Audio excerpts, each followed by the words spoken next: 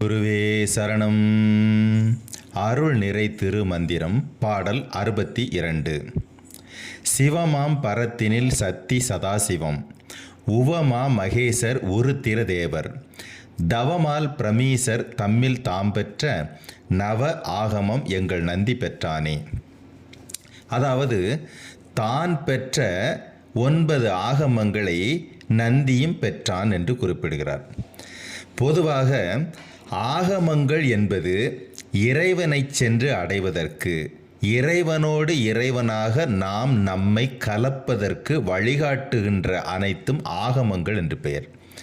சைவத்திலும் ஆகமங்கள் உண்டு, வைணவத்திலும் ஆகமங்கள் உண்டு. இந்த ஆகமம் தாம் பெற்றேன் என்கிறார். எதற்கு? இறைவனை சென்று அடைவதற்கு.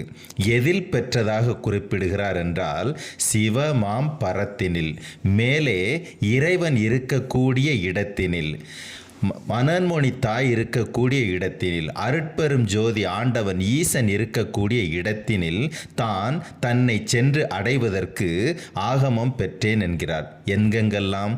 சதாசிவம், மகேசன், ருத்ரன், பிரம்மன், விஷ்ணு, ஈசன், இவர்கள் எல்லாரிடமிருந்து நான் 9 வகையான ஆகமங்களை பெற்றேன். இதை எப்படி புரிந்து கொள்ள வேண்டும் என்று பார்த்தால், சதாசிவம் என்பவர் 3வது கண் பகுதியாகிய புருவ நடுவிலும், மகேசன் என்பவர் விசுத்தி பகுதியாகிய கண்ட பகுதியிலும், ருத்ரன் என்பது அநாகத பகுதிக்கானது, மால் என்பது விஷ்ணு என்பவர் மணிபூரக பகுதிக்கானவர், பிரம்மன் என்பவர் சுவாதிஷ்டானம், கணேசன் என்பவர் மூலாதாரம். இப்படி மூலாதாரத்திலிருந்து ஆக்கினை பகுதி வரைக்கும் அந்த பகுதிகளை தான் கடப்பதற்காக எனக்கு வழிகாட்டுதலாக 9 வகையான ஆகமங்கள் இருந்தன. அந்த ஆகமங்களை நான் புரிந்து கொண்ட பின்னால் அந்த ஆகமங்களின்படியே நந்தியும் நடந்தான் என்கிறார். நந்தி என்பது இங்கே மீண்டும் மீண்டும் குறிப்பிடுகிறோம்.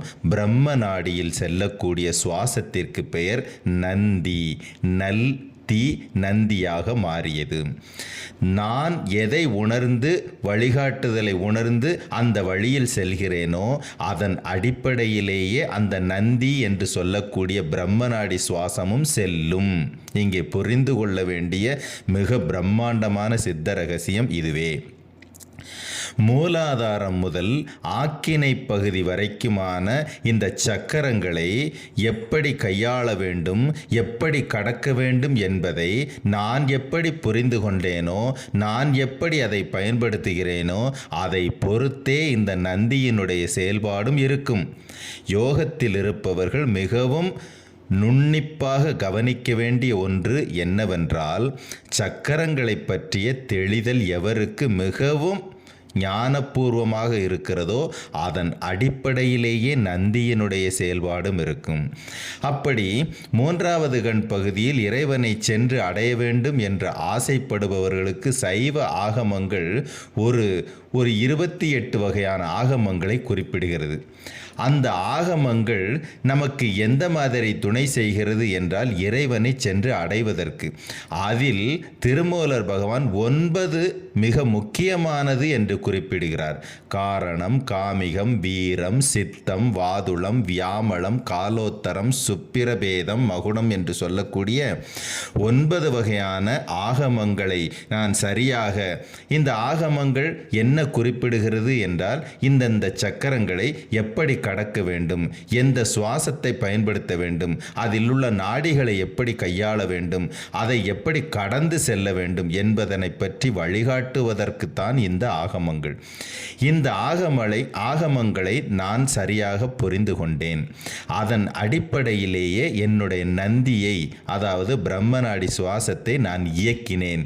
எனக்கு இறைவனை சென்று அடைவது மிக எளிதாகிவிட்டது என்று குறிப்பிடுகிறார்.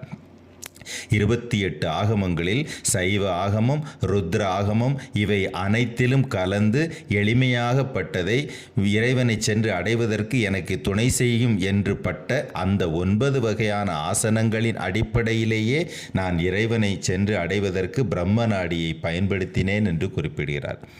இங்கே மிகவும் நாம் புரிந்து கொள்ள வேண்டிய ஒரு உண்மை என்னவென்றால், நமக்கு மூலாதாரம் தெரியும், ஆக்கினை வரையிலான அத்தனை ஆதாரங்களையும் தெரியும். ஆனால் அந்த ஆதாரங்களை சுற்றி நாம் புரிந்து கொள்ள வேண்டிய எத்தனையோ ரகசியங்கள் இன்னும் மிச்சம் இருக்கின்றன. அந்த ஆதாரங்களை எல்லாம் கடந்து மேல் நோக்கி பிரம்ம நாடி சுவாசத்தை எப்படி கடத்துவது என்பதில் நமக்கு மிக தெளிவு வேண்டும்.